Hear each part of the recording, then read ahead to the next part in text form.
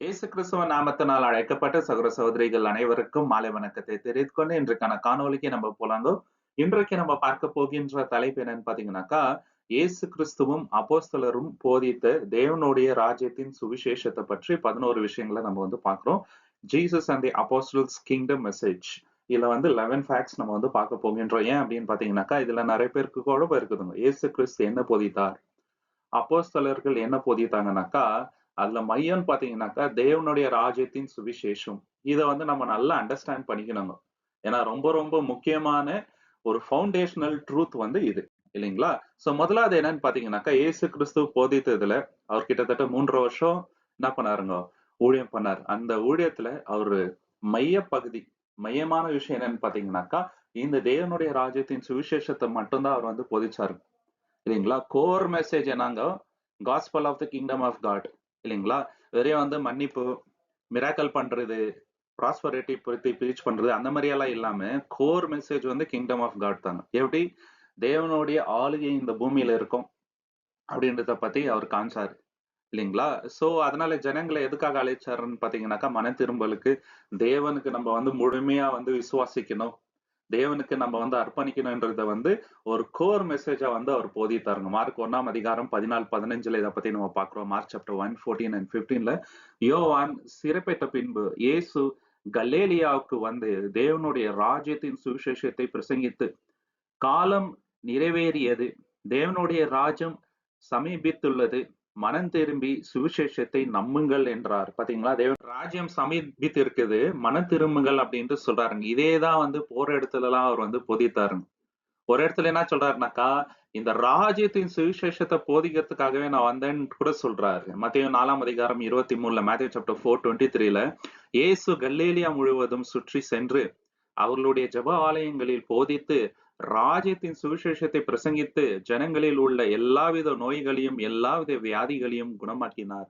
So இந்த disease அந்த disease இல்லைங்க, எல்லா விதமான நோய்களையும் குணமாக்கி முக்கியமா எதை போதிச்சார் அப்படின்னு பாத்தீங்கன்னாக்கா, ராஜ்யத்தின் சுவிசேஷம், காஸ்பல் ஆஃப் த கிங்டம் தாங்க. லூக் 8:1ல கூட இதே தாங்க. லூக் 8ஆம் அதிகாரம் 1வது வசனம், லூக் சாப்டர் 8:1ல, அதன் பின்பு அவர் எல்லா பட்டணங்களிலும் கிராமங்களிலும் சுற்றி சென்று தேவனுடைய ராஜ்யத்தின் நற்செய்தியை பிரசங்கித்தார். 12 அவருடன் இருந்தார்கள். பாத்தீங்களா? 12 பேரும் கூட இருக்கிறாங்க. ஒரு ஒரு பட்டணமும் போறாருங்க, சிட்டி சிட்டி, வில்லேஜஸ் போறாரு இல்லைங்களா? அங்க போயிட்டு என்ன போதிக்கிறாருனாக்கா, தேவனுடைய ராஜ்யத்தின் சுவிசேஷத்தை தான் அவர் போதிக்கிறாரு.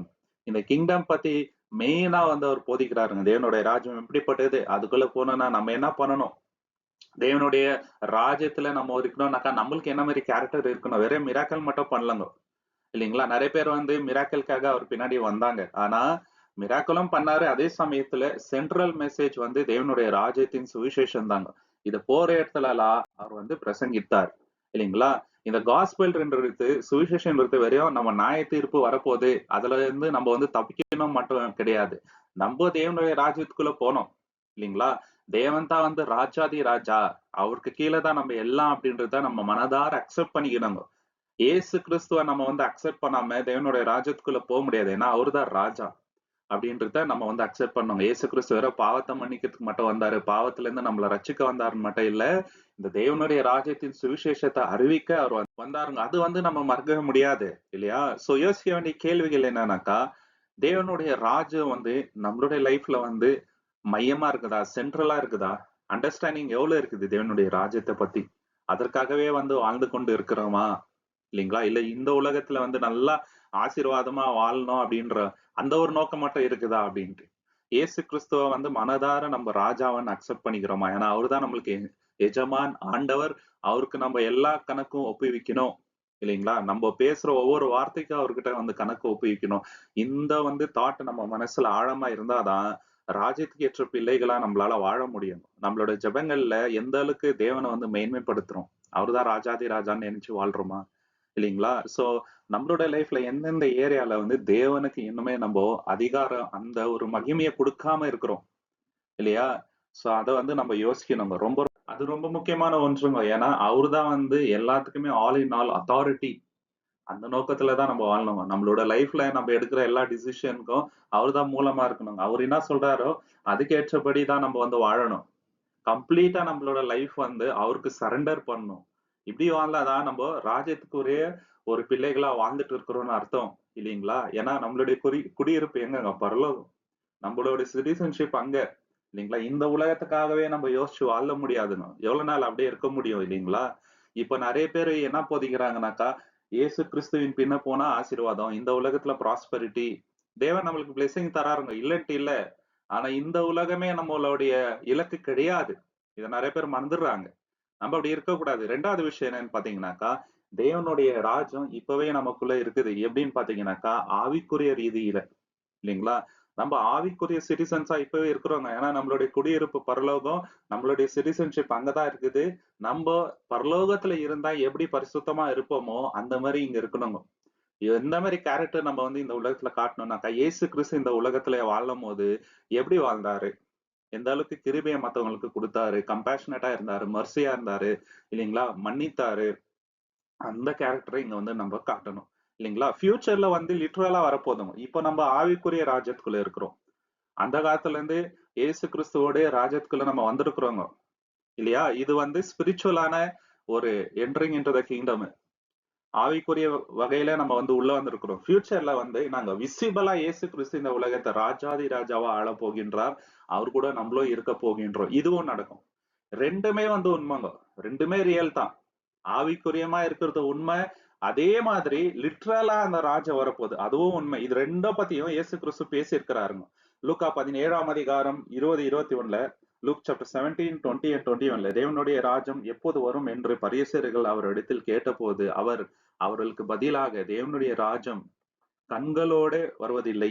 இதோ இங்கே அங்கே என்று சொல்லவும் முடியாது. இதோ தேவனுடைய ராஜ்யம் உங்களுக்குள்ள இருக்கிறது என்றார். பாத்தீங்களா? இன்னைக்கு நம்மளுக்குள்ள தேவனுடைய ராஜ்யம் இருக்குது. எப்படின்னு பாத்தீங்கன்னாக்கா, ஆவிக்குரிய விதத்துல. ஏன்னா வசனங்கள் என்ன சொல்லுங்க? நம்மள வந்து உன்னதங்கள்ல உட்கார வைத்திருக்கிறார். இப்போ வந்து தேவன்கிட்ட நம்ம பேசுறோம் ஜெபத்தின் மூலியமாக. நம்மளுடைய ஜெபத்தை அவர் கேட்கிறாருங்க. பரிசுத்தாவியை கொடுக்கிறாருங்க. வழி நடத்துறாரு. இப்பவே ஆவிக்குரிய விஷயத்துல நம்ம வந்து தேவனுடைய ராஜ்யத்துக்குள்ள தான் இருக்கிறோம். இயேசு நம்மளுடைய ராஜா. இல்லைங்களா? நம்ம வந்து அவருக்கு ஊழியக்காரங்க. சர்வெண்ட் நம்ம. இந்த எண்ணத்துல நம்ம வாழ்ந்துட்டு இருக்கிறதுனால இன்னைக்கு ஸ்பிரிச்சுவலா நம்ம அந்த கிங்டம்ல இருக்கிறவங்க. லிட்ரலாவே அந்த கிங்டம்ல கூடிய சீக்கிரம் இருக்க போகின்றோம். இயேசு கிறிஸ்து வந்த பின்பு. இதுவும் உண்மை. இது 2மே வந்து உண்மைங்க. இத வந்து நம்ம மறந்துடக்கூடாது. இதுல நிறைய பேருக்கு கன்ஃபியூஷன்ங்க. சில பேர் என்ன நினைக்கிறாங்கன்னா, சில பிரதர்ஸ் இப்பவே நம்ம வந்து லிட்ரலா அந்த ராஜ்யத்துக்குள்ள இருக்கிறோம். இல்லைங்களா? அப்படின்ற ஒரு மைண்ட் செட். அதனால நம்ம வந்து கஷ்டப்பட போறது கிடையாது. அப்படி இல்லைங்க. சரிங்களா? சோ ஏன் அப்படி இல்ல அப்படின்றத போக போக நம்ம வந்து பார்க்கலாம். ரோமர் 14ஆம் அதிகாரம் 17வது வசனத்துல ரோமன் சாப்டர் 14, 17ல தேவனுடைய ராஜ்யம் புசிப்பும் குடிப்பும் அல்ல, அது நீதியும் சமாதானமும் பரிசுத்த ஆவியினால் உண்டாகும் சந்தோஷமும் ஆகும். பாத்தீங்களா? தேவனுடைய ராஜ்யம் புசிப்பு குடிப்பு அல்ல. இப்போ நம்ம எப்படி இருக்கணும்? சமாதானமும் பரிசுத்த ஆவியினால் உண்டாகும் அந்த சந்தோஷத்தினால் இப்ப வாழணும். இதுதான் வந்து ஸ்பிரிச்சுவலா அந்த கிங்டம்ல நம்ம இருக்கிறோம்னு அர்த்தங்க. சபையில கூட சரிங்க. நம்ம ஒருத்தருக்கு எந்த அளவுக்கு அன்பு காட்டுறோம், மன்னிக்கிறோம் இல்லைங்களா? எதுக்கு இம்பார்ட்டன்ஸ் கொடுக்குறோம்? தேவனுக்கு எந்த அளவுக்கு ஸ்தானத்தை கொடுக்குறோன்றது என்ன அர்த்தம்னாக்கா, நம்ம ஆவிக்குரிய விஷயத்துல ஆல்ரெடி அந்த கிங்டம்ல இருக்கிறோம்னு அர்த்தம். இல்லைங்களா? ஏன்னா தேவன் கிட்ட இன்னைக்கு நம்ம பேசுறோங்க. உலகத்தாருக்கு அந்த ஒரு ஆக்சஸ் இல்ல.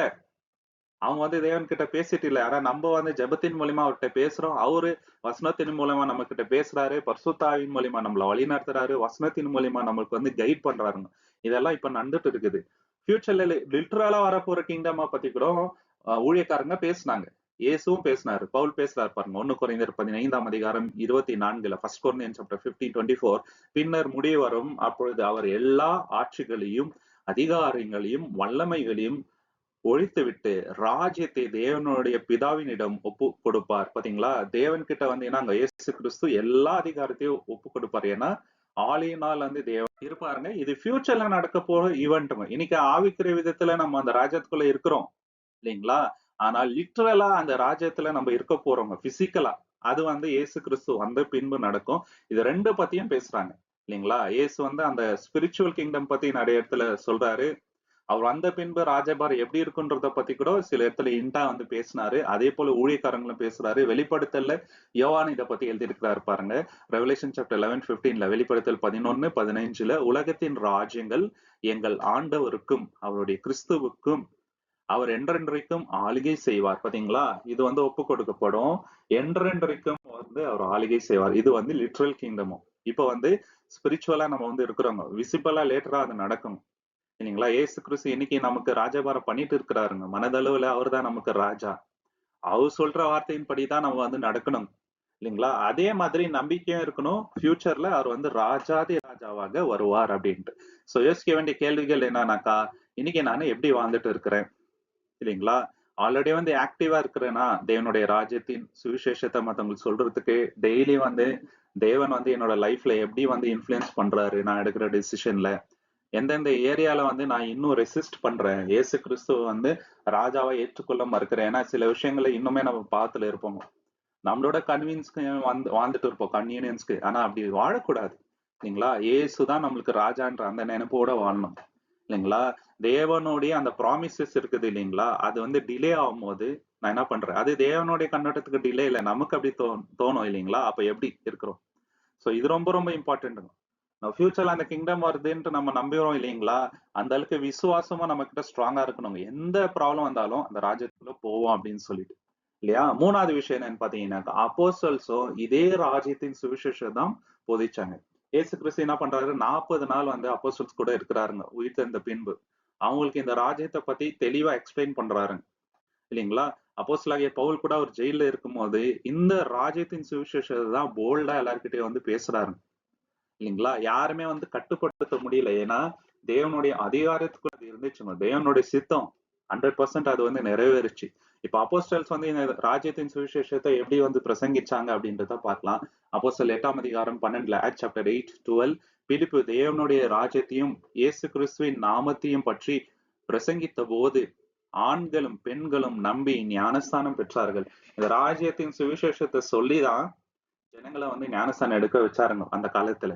பிலிப் அப்படி பண்றாரா? பவுலும் இதேதான் பண்றாருங்க. அப்போஸ்தலர் 19:8 ஆக்ட் சாப்டர் 19:8 அவர் ஜெப ஆலயத்தில் 3 மாதம் தைரியமாக பேசி தேவனுடைய ராஜ்யத்தை பற்றி விவாதித்து மக்களை சமாதானப்படுத்தினார். கிட்டத்தட்ட 3 மாதம் வந்து அவர் பேசுறாரு பாருங்க.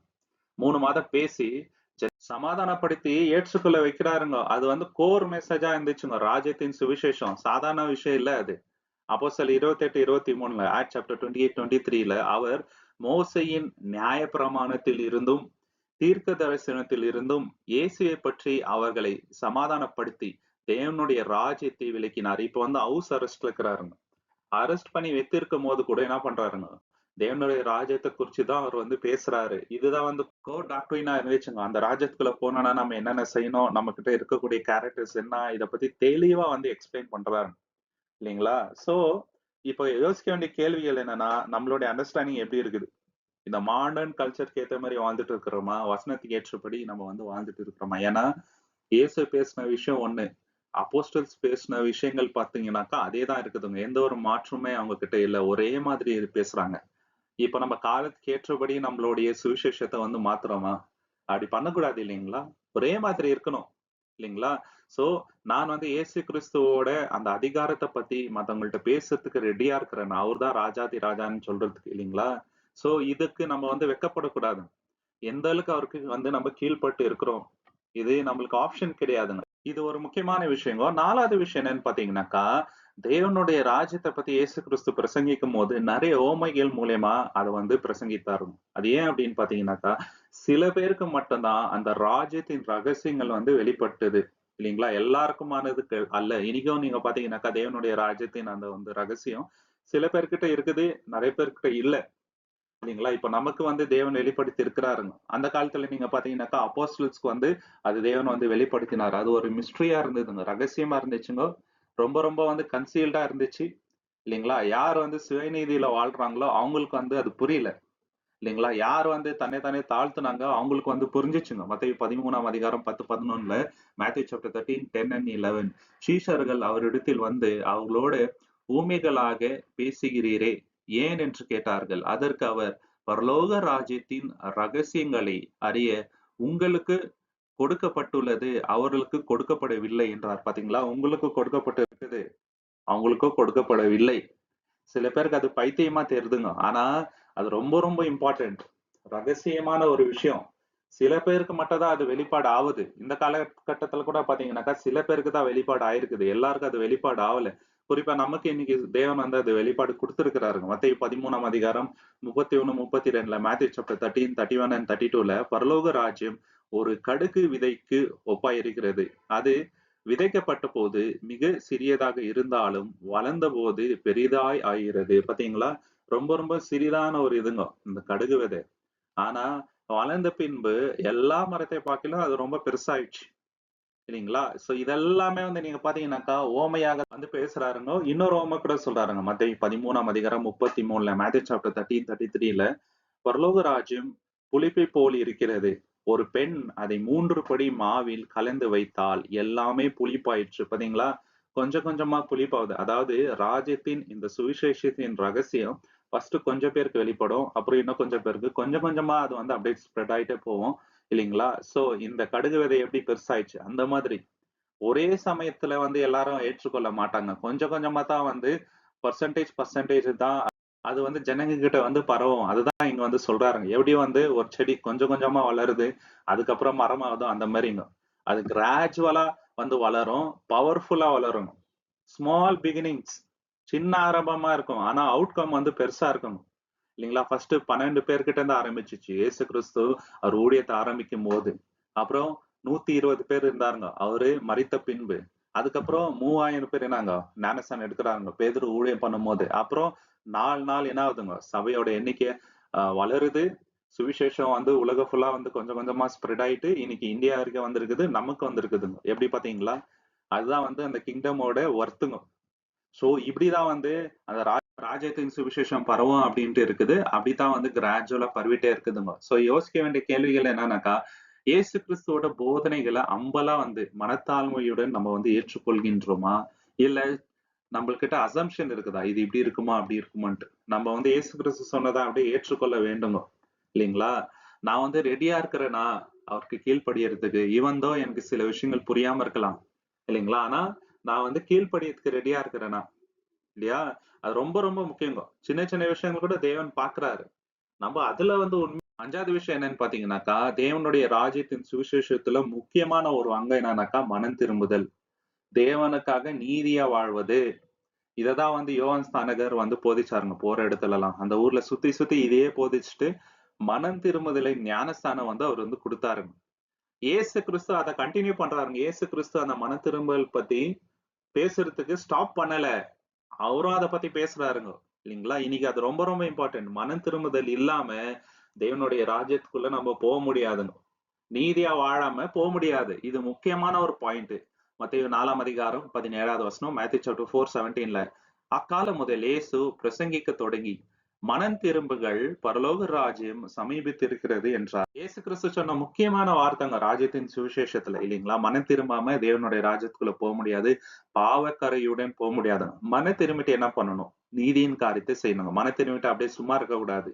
நம்மளுடைய நீதி எப்படி இருக்கணும் அப்படின்றத கூட சொல்றாருங்க. இதுவும் ராஜ்யத்தின் சுவிசேஷத்துல முக்கியமான ஒரு பார்ட் இல்லைங்களா? மேத்யூ சாப்டர் 5:20ல மத்தேயு 5ஆம் அதிகாரம் 20ல வேத பாரகர்களும் பரிசேயர்களும் உடைய நீதியை விட உங்கள் நீதி அதிகமாயிராவிட்டால் நீங்கள் எவ்விதத்திலும் பரலோக ராஜ்யத்தில் பிரவேசிக்க மாட்டீர்கள் என்று நான் உங்களுக்கு சொல்கின்றேன். பாத்தீங்களா? அவங்களுடைய நீதியை பார்க்கிலும் உங்க நீதி பெருசா இருக்கணும். அவங்க கிட்ட சுயநீதி இருக்குது. அந்த நீதி தேவன் எதிர்பார்க்கல. அவங்கள விட டபுள் மடங்கு அவங்களுடைய நீதி இருக்கணும். யாரோட நீதி?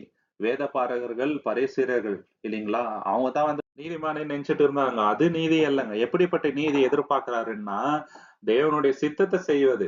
தேவன் நம்ம கிட்ட என்ன எதிர்பார்க்கிறாரோ அதை செய்வதுங்க. வசனத்தின் அடிப்படையில வாழ்வது.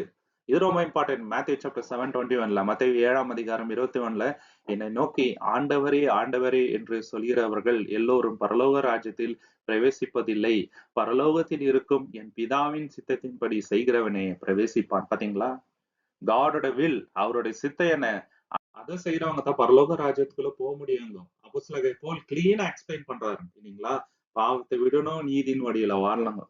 அப்படி இல்லைன்னாக்கா தேவனுடைய ராஜ்யத்துக்குள்ள முடியாதுங்க. இன்னைக்கு கிறிஸ்டியனுன்னுவாங்க. ஆனா குடிப்பாங்க. தவறான காரியங்கள் இருப்பாங்க. அவங்க என்ன நினைக்கிறாங்கன்னாக்கா, நீதியின் காரியத்தை செய்து நம்ம வந்து தேவனுடைய கிருபையை பெற்றுக்கொள்ள முடியாது. ஆல்ரெடி வந்து நம்ம ரட்சிக்கப்பட்டுட்டோம். எப்படி வேணா இருக்கலாம்.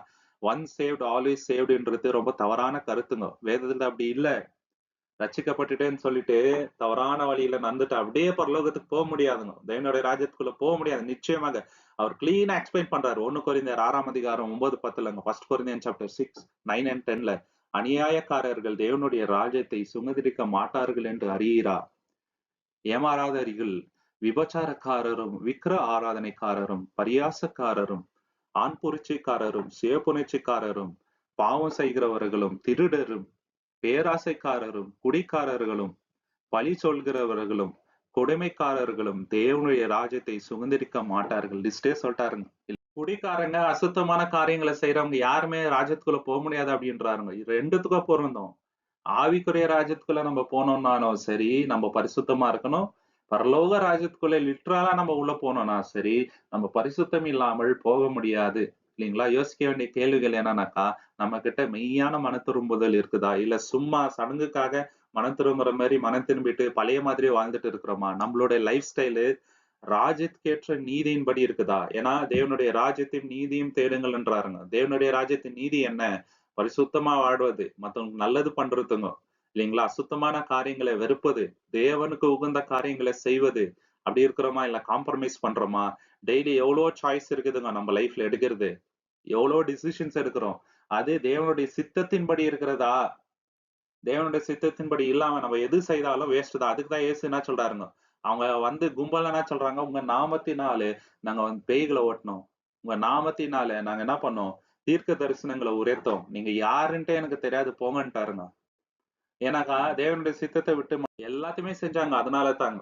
6வது விஷயம் என்னன்னு பாத்தீங்கன்னாக்கா, தேவனுடைய ராஜ்யம் எப்படி வந்து பெருகும் அப்படின்னு பாத்தீங்கன்னாக்கா, இந்த ஆவிக்குரிய விஷயத்துல பரிசுத்த ஆவியின் வல்லமையினால, நிறைய பாடுகள்னால இல்லைங்களா? அப்போஸ்தலர் 1ஆம் அதிகாரம் 8வது வசனத்துல இயேசு என்ன சொல்றாருனாக்கா, ஆக்ட்ஸ் சாப்டர் 1:8ல பரிசுத்த ஆவி உங்கள் மேல் வரும்பொழுது நீங்கள் வல்லமை பெறுவீர்கள். எருசலேமிலும், யூதேயா முழுவதிலும், சமேரியாவிலும், பூமியின் கடைசி வரை எனக்கு சாட்சிகளாக இருப்பீர்கள். பாத்தீங்களா? நீங்க சாட்சியா இருப்பீங்கன்றாருங்க. அந்த ஹோலி ஸ்பிரிட் குடுத்தாங்க. அது வந்து ஒரு அடையாளம். நம்ப ஆவிக்குரிய ராஜ்யத்துக்குள்ள இன்னைக்கு நம்மளுக்கு ஹோலி ஸ்பிரிட் குடுத்திருக்கிறாருங்க. எந்த அளவுக்கு ஹோலி ஸ்பிரிட்டோட வல்லமை நம்ம லைஃப்ல இருக்குதோ, அதே அளவுக்கு பாடுகள் வரும். இதுதான் சுவிசேஷம். தேவனுடைய ராஜ்யத்தின் சுவிசேஷம். பாடுகள் படாம தேவனுடைய ராஜ்யத்துக்குள்ள போக முடியாதுன்னு இருக்குதுங்க. இது பேசிக் இல்லைங்களா? பேசிக்கான விஷயம். இது இல்லாமல் இது இல்லை. நம்ம வந்து இயேசு கிறிஸ்து கூட பாடுகள் அனுபவித்தால் அவரோட கூட ஆளுகையும் செய்வோம் அப்படின்ட்டு வசனம் தெளிவா இருக்குதுங்க. அநேக பாடுகளின் மூலம் தான் தேவனுடைய ராஜ்யத்துக்குள்ள போகணும்ட்டு இருக்குது. இது அடிப்படை சுவிசேஷங்க. ஆக்ட் சாப்டர் 14:22ல அப்போஸ்தலர் 14:22ல சீஷர்களின் ஆத்துமக்களை உறுதிப்படுத்தி விசுவாசத்திலே நிலைத்திருக்கும்படி உபதேசித்து பல துன்பங்களினாலே தேவனுடைய ராஜ்யத்தில் பிரவேசிக்க வேண்டும் என்று சொன்னார்கள். என்னங்க பல துன்பங்களினால தேவனுடைய ராஜ்யத்துக்குள்ள போகணுன்ட்டே இருக்குது வசனம். 2 தெசலோனிக்கர் 1ஆம் அதிகாரம் 4, 5ல 2 தெசலோனியன் சாப்டர் 1, 4-5 நீங்கள் சகிக்கின்ற எல்லா துன்பங்களிலும் வேதனைகளிலும் நீங்கள் காட்டும் பொறுமையும் விசுவாசமும் காரணமாக தேவனுடைய சபைகளில் உங்களை பற்றி நாங்கள் பெருமைப்படுகின்றோம். இவைகள் தேவனுடைய நீதியான நியாயத்துக்கு சாட்சி. அதனால் நீங்கள் தேவனுடைய ராஜருக்கு தகுதியானவர்களாக எண்ணப்படுகிறீர்கள். பாத்தீங்களா? இந்த துன்பத்துல இந்த பாடுகளை நீங்க தேவனுக்கு எந்த அளவுக்கு உண்மையா இருக்கிறீங்களோ அதுதான் வந்து ஒரு சாட்சி. எதுக்கு சாட்சினாக்கா தேவனுடைய ராஜ்யத்துக்கு நீங்க வந்து தகுதியாயிருக்கீங்க அப்படின்றதுக்கு சாட்சி. இன்னைக்கு எப்படி போதிக்கிறாங்கனாக்கா, இயேசுவின் பின்னாடி வந்தா உங்களுக்கு ஆசீர்வாதம் மட்டும்தான், பிரச்சனைகளே இருக்காது. இன்னைக்கு உங்களோட பெஸ்ட் லைஃப் சந்தோஷம், சமாதானம் போற இடத்துல எல்லாம் இருக்கும். இருக்கோங்க. நிச்சயமாக சந்தோஷம், சமாதானம் இயேசு கிறிஸ்துக்குள்ள வந்தா. அது ஆவிக்குரிய சமாதானங்க. பிசிக்கலா நமக்கு சில பிரச்சனைகள் வரும். அதுதான் வந்து நம்ம தேவனுடைய ராஜ்யத்துக்குள்ள போறதுக்கான அத்தாட்சி. இது இல்லாம நம்ம வந்து தேவனுடைய ராஜ்யத்துக்குள்ள போக முடியாதுங்க. அடிப்படை இது. இதை விட்டுட்டு இன்னைக்கு நிறைய பேர் தவறா போதிக்கிறாருங்க.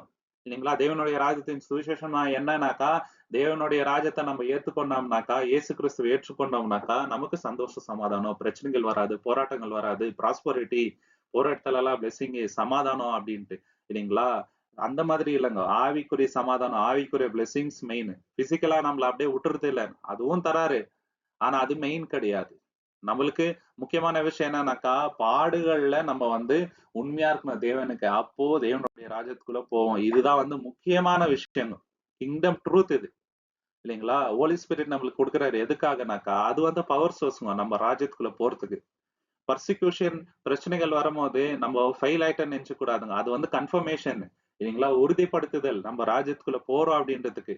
எந்த அளவுக்கு பாடுகள் படுறோமோ, அந்த அளவுக்கு நம்ம என்ன ஆகுறோங்க பிரிப்பேர் ஆகுறோம் ராஜ்யத்துக்கு.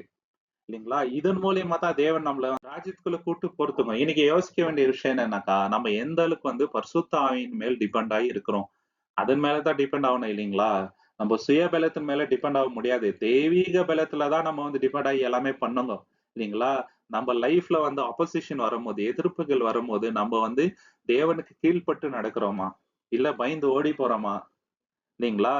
சோ தேவனுடைய கம்ஃபர்ட் சில பேர் வந்து தேவன் வந்து கம்ஃபர்ட்டா வச்சிருப்பாரு. அதனால வந்து நம்மளுக்கு கஷ்டமே வராதுன்னு நினைச்சுட்டு இருக்கிறோமா? அப்படி நினைக்க கூடாதுங்க. சடன்ல சில பிரச்சனைகள் வரலாம்.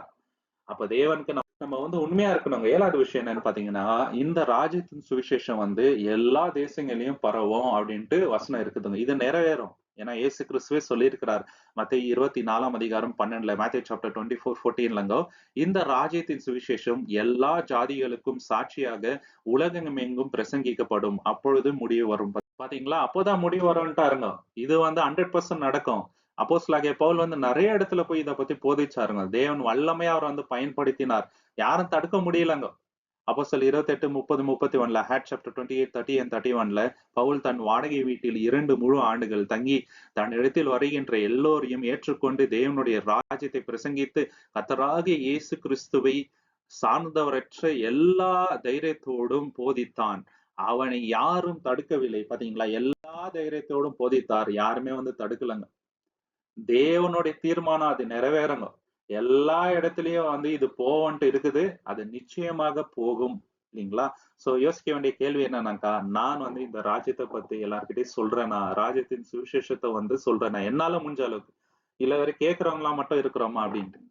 இல்லீங்களா? இது நிச்சயமாக வரும். இது வந்து பிரையாரிட்டி. நம்ம வாழ்க்கையில வந்து ஃபர்ஸ்ட் எடுத்து இதுக்கு வந்து குடுக்கணும். தேவனுடைய ராஜ்யத்தையும், நீதியும் தேடுவது. எந்த அளவுக்கு நம்ம வந்து இதுக்கு பார்ட்டிசிபேட் பண்றோம் அப்படின்றது முக்கியமான கேள்விங்க. 8வது விஷயம் என்னன்னு பார்த்தீங்கன்னாக்கா, இந்த ராஜ்யத்தின் சுவிசேஷத்துல முக்கியமான பாயிண்ட் என்னன்னு பார்த்தீங்கன்னா, நம்மளுடைய கேரக்டர் வந்து மாறணும். எப்படி மாறும்னாக்கா, இயேசு கிறிஸ்துவ போல மாறும். இல்லீங்களா? இதுவரை நம்பிக்கை கிடையாதுங்க. அது செயலாக நம்ம வந்து மாறுவது. அந்த ராஜ்யத்துக்குள்ள நம்ம போறோம்னாக்கா, ஆவிக்குரிய ராஜ்யத்துக்குள்ள போகும்போதே நம்ம லைஃப் வந்து டிரான்ஸ்ஃபார்ம் ஆவாங்க. எப்படின்னாக்கா நீதி, இல்லீங்களா? அன்பு, சமாதானம், சந்தோஷம் இல்லீங்களா? இது வந்து வார்த்தைகளா மட்டுமே இருக்காதுங்க. நம்ம செயல்ல வந்து காட்டுவோம். இந்த ராஜ்யத்தோட சுவிசேஷம் நம்ம ஏற்றுக்கொண்ட பின்பு நம்மளால சும்மா இருக்க முடியாதுங்க. கேரக்டர் வைஸ் அத வந்து நம்ம செய்வோம்.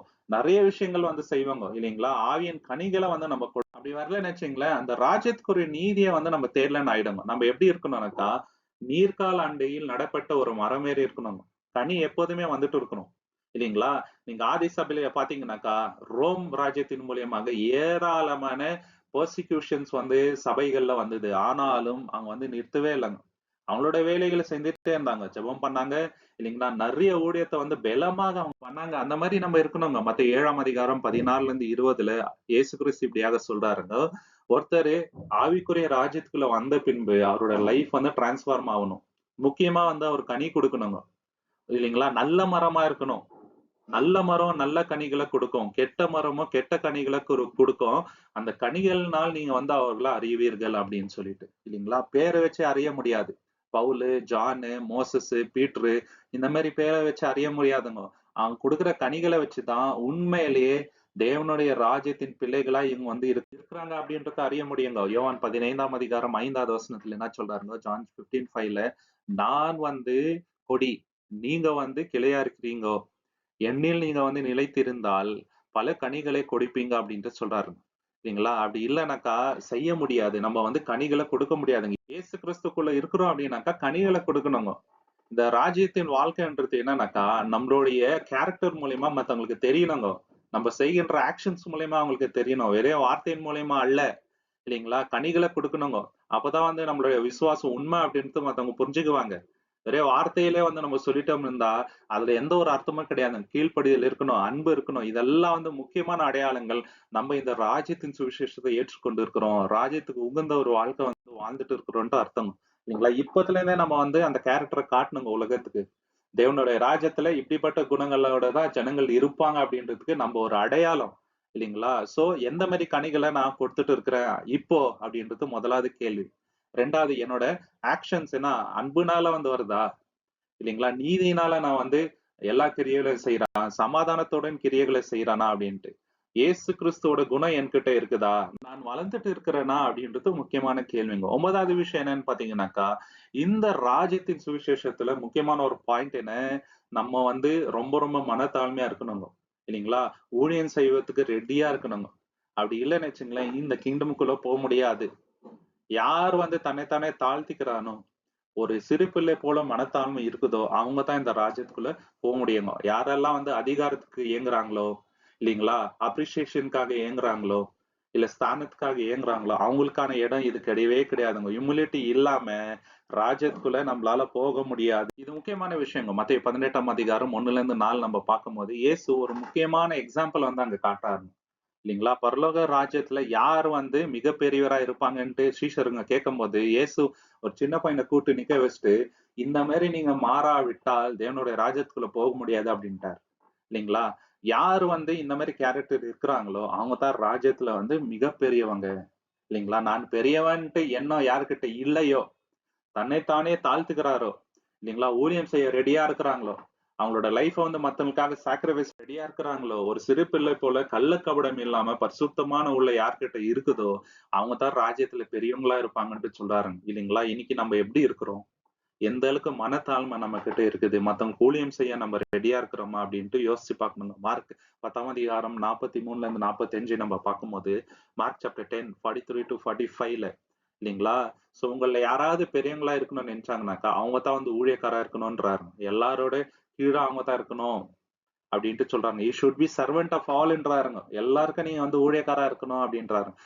நானே வந்து இல்லீங்களா? மனுஷகுமாரனாக நானே வந்து ஊழியம் கொள்ள வரல. ஊழியம் செய்யத்தான் வந்தேன். என்னோட ஜீவன எல்லாருக்காகவும் மீட்கும் பொருளாக கொடுக்க வந்தேன் அப்டின்னு சொல்றாருங்க. அப்புறம் இன்னொரு எக்ஸாம்பிளே காமிச்சுறாருங்க. கால வந்து கழுவிறாருங்க. ராஜாதி ராஜா இவருங்க. தேவனுடைய ஒரே பேரான குமாரனை அந்த அளவுக்கு மனத்தாழ்மையை காட்டுனதுனால தான் அவர் வந்து ராஜாதி ராஜாவா இருக்கிறாருங்க. இன்னைக்கு தேவனுடைய வலது பாரிசத்துல உட்கார்ந்து இருக்கிறார். இன்னைக்கு வரைக்கும் அவரை பத்தி நம்ம பேசுறோம். இல்லைங்களா? மனத்தாழ்மைன்றது மிக மிக அவசியமான ஒன்று. நம்ம வந்து ராஜ்யத்துக்கேற்ற பிள்ளைகள் என்பதற்கு அதுதான் அடையாளம். இல்லைங்களா? நம்மளோட லைஃப் எப்ப கிரேட்டா மாறுதுன்னு பாத்தீங்கன்னாக்கா, மத்தவங்களுக்காக நம்ம லைஃப அர்ப்பணம் பண்ணும்போது, சர்வ் பண்ண ரெடியா இருக்கும்போது, அது கிரேட் லைஃபா மாறுது. அப்போஸ்தலனாகிய பவுல் ஏன் கிரேட்டு? அவர் வந்து மத்தவங்களுக்காக எத வேணா இழக்கறதுக்கு ரெடியா இருந்தாருங்க. ஊழியம் பண்ணதுக்கு ரெடியா இருந்தாருங்க. எல்லா ஸ்தானத்தையும் வந்து இழந்தாரு. இல்லைங்களா? சோ அந்த மாரி வந்து நம்ம இருக்கணும். யோசிக்க வேண்டிய கேள்வி என்னன்னாக்கா, நான் வந்து ரெகக்னிஷன்க்காக அலையிறேனா?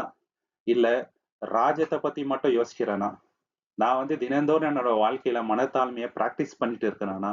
மத்தவங்களுக்காக சர்வ் பண்ணதுக்கு ரெடியா இருக்கிறேனா? யாரும் பார்க்காதபோது ஊழியம் பண்ண நம்ம ரெடியா இருக்கிறேனா? அப்படின்றத யோசிச்சு 10வது விஷயம் என்னன்னு பார்த்தீங்கன்னாக்கா, தேவனுடைய ராஜ்யத்தின் சுவிசேஷத்துல முக்கியமான பாயிண்ட் நம்மளோட லைஃப் 100% தேவனுக்காக அர்ப்பணிப்பது. அந்த கமிட்மெண்ட் எந்த அளவுக்கு தேவனுக்காக நம்ம கமிட்டடா இருக்கிறோம் அப்படின்றது. இன்னைக்கு டோட்டலா மாறிடுச்சுங்க.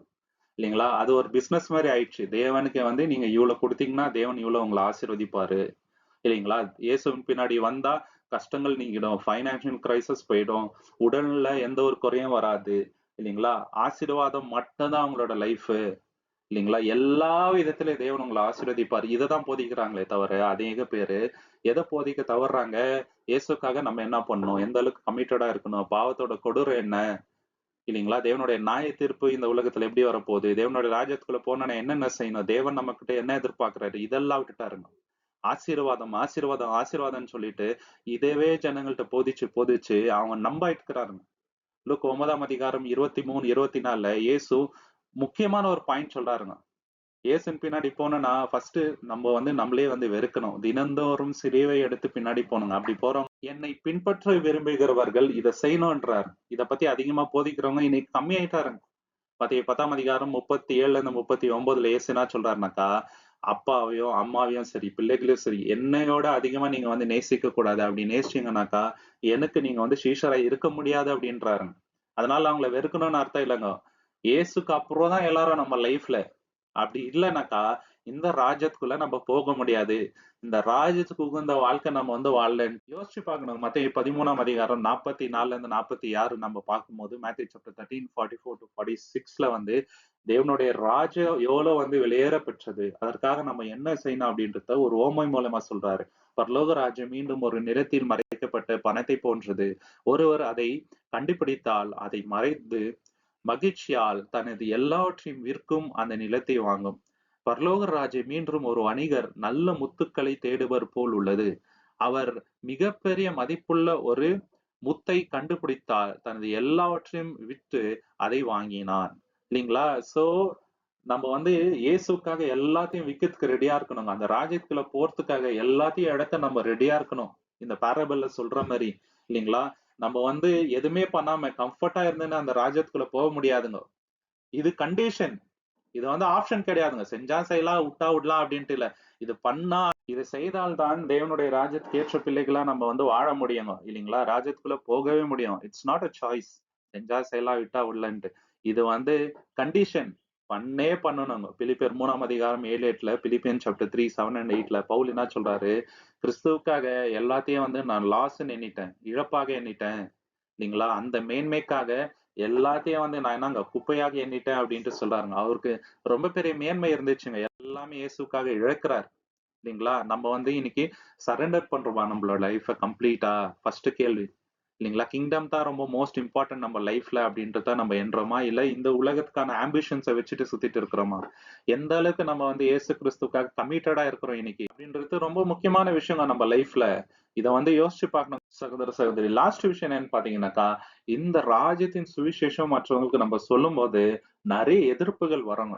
ஆனா தேவன் நம்மோடு இருப்பார். அப்போஸ்தலர் 5ஆம் அதிகாரம் 41, 42ல அங்க சீஷர்கள் வந்து ரொம்ப ரொம்ப சந்தோஷப்பட்டாருங்க. ஏன்னா இயேசுக்காக பாடு அனுபவிக்கிறதுல நாங்க ரொம்ப சந்தோஷப்படுறோம்ட்டு பெருமை பாராட்டுனாங்க. நீங்க சந்தோஷத்தோட வெளியே வந்தாங்க. அவங்கள அடிச்சு அனுப்புறாங்க. இயேசுவை பத்தி பேசக்கூடாது. இந்த சுவிசேஷத்தை வந்து போதிக்க கூடாது அப்படின்றாருங்க. அவங்க வந்து கேட்கவே இல்லை. இன்னும் அதிகமா போதிக்கிறாருங்க. சந்தோஷப்படுறாருங்க. இயேசுக்காக நான் பாடுபட்டுட்டேன் அப்படின்னு. நம்மளும் சந்தோஷப்படணுங்க. பாடுகள்ல சந்தோஷப்படணும். எதிர்ப்பு வந்தா சந்தோஷப்படணுங்க. ஏன்னா தேவன் நம்மள கரெக்டான வழியில வழி நடத்துறாரு. 1 கொரிந்தியர் 15ஆம் அதிகாரம் 58ல பவுல் நம்மளுக்கு வந்து ஒரு அட்வைஸ் பண்றாருங்க. எப்படி இருக்கணும் அப்படின்ட்டு. அதனால் என் அன்புள்ள சகோதரர்களை நிலைத்திருங்கள். அழியாதவர்களாக இருங்கள். ஆண்டவருடைய பணியில் எப்பொழுதும் வளரும் நிலையில் இருங்கள்.